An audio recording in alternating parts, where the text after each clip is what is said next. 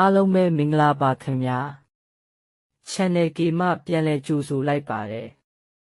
10လပိုင်း20ရက်ကနေ24ရက်နေ့ထိတပတ်စာမှုတွေကိုတင်ဆက်ပေးလိုက်ပါတယ်ခင်ဗျာဒီပွဲအတွက်ရှယ်ပတ်တီးကနှစ်ရှယ်လေးလုံးခွေကသူညတစ်နှစ်3ပူပါခွေအနည်းဆုံး2ကြိမ်လာမှာကနှစ်ခွန်16 break 16ထိပ်ကတစ်ခုသေးချပါတယ်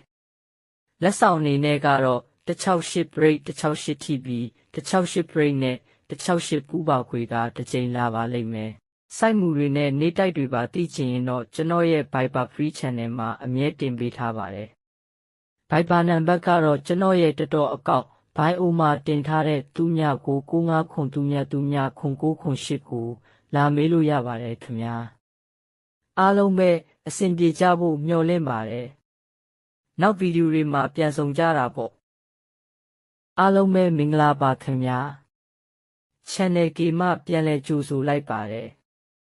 10လပိုင်း20ရက်ကနေ24ရက်နေ့ထိတပတ်စာမှုတွေကိုတင်ဆက်ပေးလိုက်ပါတယ်ခင်ဗျာဒီပွဲအတွက်ရှယ်ပတ်တီးကနှစ်ရှယ်လေးလုံးခွေကသူညတစ်နှစ်3ပူပါခွေအနည်းဆုံး2ကြိမ်လာမှာက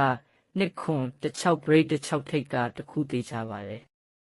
လက်ဆောင်အနေနဲ့ကတော့168 break 168 TB 168 break နဲ့168ပူပါခွေကတစ်ကြိမ်လာပါလိမ့်မယ်စိုက်မှုတွေနဲ့နေတိုက်တွေပါသိချင်ရင်တော့ကျွန်တော်ရဲ့ Viber Free Channel မှာအမြဲတင်ပေးထားပါတယ်